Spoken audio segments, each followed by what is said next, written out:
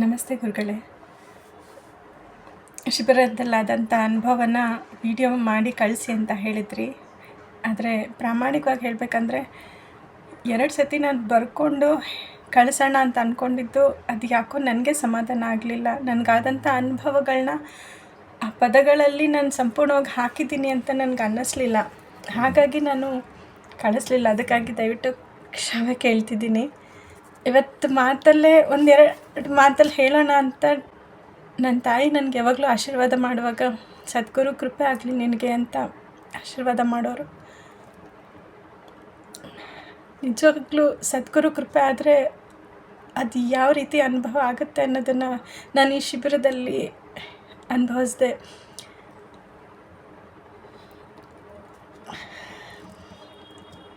ನಿಜಕ್ಕೂ ಏನು ಹೇಳಬೇಕಂತ ಗೊತ್ತಾಗ್ತಾ ಇಲ್ಲ.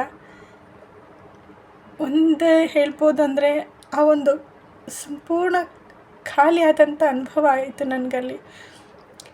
ನನ್ನೊಳಗಿದ್ದಂಥ ನೋವು, ಅದೆಲ್ಲವೂ ಖಾಲಿ ಆಯಿತು ಅನ್ನೋದಂತೂ ನನಗೆ ಅನುಭವಕ್ಕೆ ಬಂತು.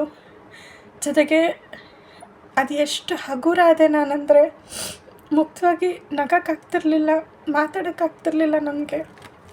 ಆದರೆ ಅದು ಎಷ್ಟು ಆನಂದದಲ್ಲಿ ನಾನು ಇವತ್ತಿನವರೆಗೂ ಅದೇ ಆನಂದದಲ್ಲಿ ತೇಲ್ತಾ ಇದ್ದೀನಿ ಅಂದರೆ ಅದು ತಪ್ಪಾಗಲ್ಲ.